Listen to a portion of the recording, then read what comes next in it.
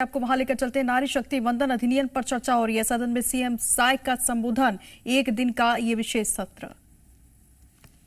विषय पर चर्चा के लिए एक दिवसीय विशेष विधानसभा सत्र आहूत किया और आज प्रातः 11 बजे से अभी तक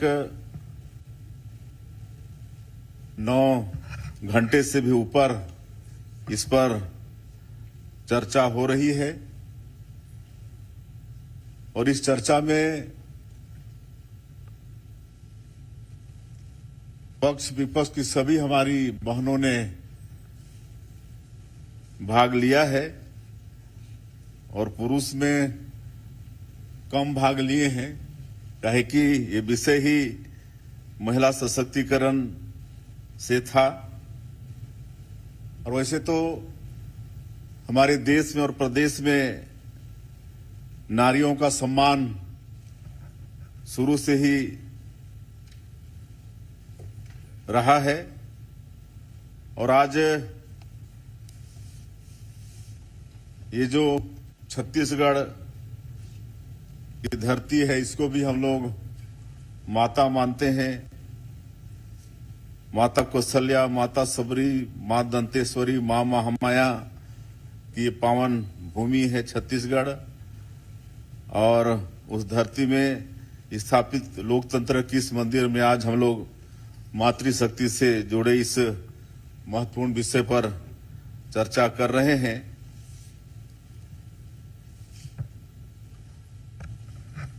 और हम लोग महिलाओं को शक्ति का स्वरूप मानते हैं और शक्ति की पूजा मातृ रूप में होती है। नवरात्रि में उनकी पूजा हम लोग करते हैं और पुराणों में भी उद्घोष किया गया है कि या देवी सर्वभूतेषु मातृरूपेण संस्थिता नमस्तस्यै नमस्तस्यै नमस्तस्यै नमो नमः। और हमारे छत्तीसगढ़ में भी देखें तो यहां पर हमारी कई महिलाएं भक्त माता कर्मा हुई हैं। वीरांगना बिलासाबाई केवटीन हुई हैं, तीजनबाई उषा बारले पंडवानी के माध्यम से पूरे देश में और विदेश में हमारे छत्तीसगढ़ की पहचान बढ़ाई है। मिनी माता और रजनीता उपासने जैसे ही माताओं का भी अमूल्य योगदान हमारे प्रदेश में रहा है और रानी लक्ष्मीबाई, रानी दुर्गावती, रानी अवंतीबाई के बलिदान को भी ये देश कभी भूल नहीं सकता है। ये देश कल्पना चावला और सुनीता विलियम्स जो अंतरिक्ष में जाकर देश का गौरव बढ़ाए हैं, इनको भी देश कभी भूल नहीं सकता है। स्वच्छ भारत अभियान में धमतरी जिले की कुंवरबाई, उसका समर्पण वो पूरा देश याद करता है। उसी तरह से सेवा और स्वास्थ्य के क्षेत्र में सुनीता गोडबोले, बुधरी ताती, स्व सहायता समूह के क्षेत्र में फूलवासन बाई, शमशाद बेगम, ये सबके जो योगदान रहे हैं इसको कोई भूल नहीं सकते। खेल के मैदान में नीता डुमरे, सबा अंजुम, इनके प्रतिभा को भी देश नहीं भूल सकता है। लेकिन आज जिस विषय पर चर्चा हो रही है, ये इन्हीं नारी शक्ति हमारी माता बहनों को देश के विकास में 33% उनके नेतृत्व देने की बात है। विधानसभा और लोकसभा में उनके लिए 33% आरक्षण देने की बात है और इसका प्रयास हमारे देश के यशस्वी प्रधानमंत्री जी ने किया था। और सबको मालूम है कि 2023 में ये महिला आरक्षण बिल पास हुआ है और अभी माननीय प्रधानमंत्री जी ने 16, 17, 18 अप्रैल को संशोधन बिल देश के पार्लियामेंट में लाया था ताकि हमारी माता बहनों को आने वाले लोकसभा के चुनाव में उनको उनका 33% का हक उनको मिल जाए। लेकिन विपक्ष ने इस संशोधन बिल को पास नहीं होने दिया और सबको मालूम है कि पूरे देश की हमारी माता बहनों को एक बहुत बड़ी उम्मीद थी, तरह तरह से खुशियां भी मना रहे थे कि इस विशेष सत्र में ये संशोधन बिल पास हो जाएगा और आने वाले 29 के चुनाव से ही विधानसभा लोकसभा के चुनाव में उनको 33% आरक्षण मिल जाएगा।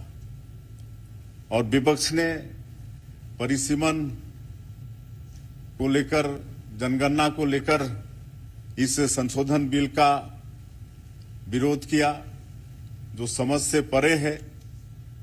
कहे कि परिसीमन होता तो निश्चित रूप से क्षेत्र बढ़ते, ज्यादा लोगों को प्रतिनिधित्व करने का अवसर मिलता। आज हम लोग देखते हैं लोकसभा में, विधानसभा में कितने बड़े बड़े क्षेत्र होते हैं।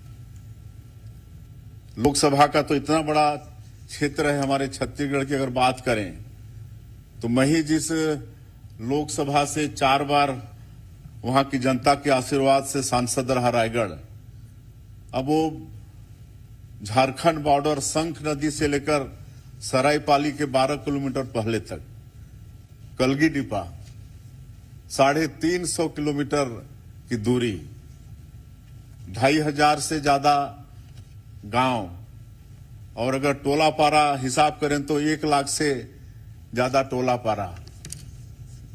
एक सांसद 5 साल में तो अपना बजट सेशन और तीनों सेशन और कमेटी बैठक करके बाकी रात और दिन घूमेगा, तब भी उस क्षेत्र में वो घूम नहीं सकता, एक गांव में जा नहीं सकता। यही हाल विधानसभा का भी है।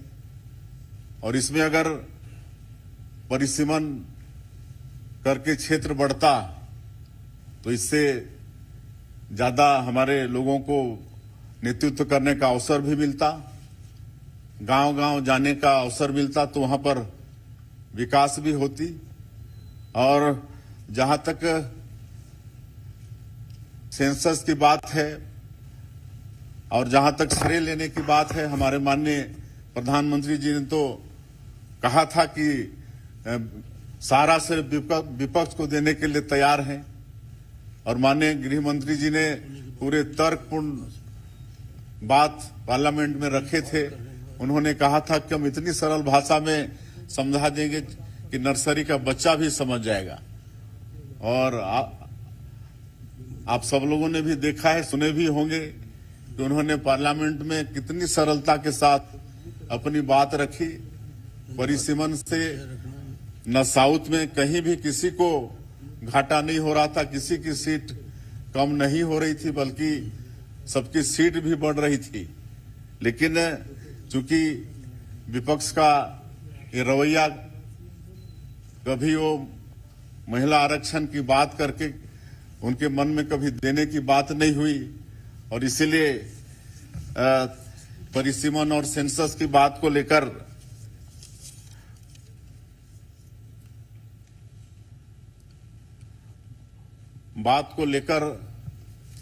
इस विधेयक का विरोध किए हैं, जो कि ठीक नहीं है। और इसके लिए इस प्रदेश की जनता कभी आप लोगों को माफ करने वाली नहीं है।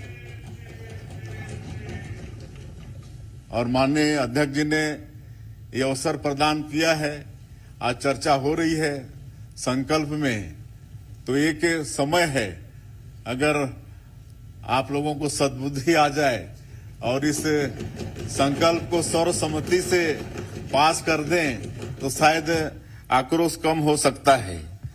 और जहां तक नारी सम्मान की बात करें भाजपा और कांग्रेस में, तो हम ये कह सकते हैं कि एक दशक, आज करीब 12 साल हमारे माननीय नरेंद्र मोदी जी को प्रधानमंत्री बने हुए हैं, और एक दशक में हम कह सकते हैं कि जितना उन्होंने नारियों का सम्मान किया है, उतना आप लोग 6 दशक इस देश में शासन करके भी नहीं कर पाए हैं। एक तो सबसे बड़ी बात कि उन्होंने देश का जो सर्वोच्च पद होता है महामहिम राष्ट्रपति का, उसमें एक जनजातीय समाज की एक हमारी बहन श्रीमती द्रौपदी मुर्मू को राष्ट्रपति के पद पर विराजमान करके जनजातीय समाज और पूरे नारी समाज का उन्होंने सम्मान बढ़ाया है। और ये एक दशक में माननीय प्रधानमंत्री जी के जितने भी फ्लैगशिप स्कीम है, उसका अगर लाभ देखा जाए तो सर्वाधिक लाभ हमारे देश की मातृ शक्ति को मिला है। चाहे वो कितनी पीड़ा होती थी पहले, जब गांव में गरीबों के शौचालय नहीं होते थे तो हमारी माता बहनों को खुले में शौच जाना पड़ता था। कई बार तो ऐसा होता था, जनप्रतिनिधि के नाते आप लोग भी अनुभव करते होंगे कि शाम को अगर किसी गांव में चले गए, और बरसात के दिनों में विशेषकर, उस समय सब जगह खेती होता था, कहीं उनके लिए शौच का जगह नहीं होता था, तो गांव के एंट्रेंस में ही रोड के किनारे 10-10, 20-20 महिलाएं लोटा और बाल्टी लेके वहां पर बैठे हुए मिलती, उनकी मजबूरी होती थी, काहे कि उसके अलावा कोई उनके लिए रास्ता नहीं होता था। तो इसकी भी परवाह अगर किसी ने इस देश में की तो हमारे देश के यशस्वी प्रधानमंत्री आदरणीय नरेंद्र मोदी जी ने। और आज कई प्रदेश में इस शौचालय का नाम इज्जत घर रखा गया है, और इसमें हमारी माता बहनों का इज्जत बढ़ाने का काम हमारे माननीय प्रधानमंत्री जी ने किया है। उसी तरह से लकड़ी चूल्हा जलाने से, धुआं से हमारी माता बहनों की आंखें खराब होती थी।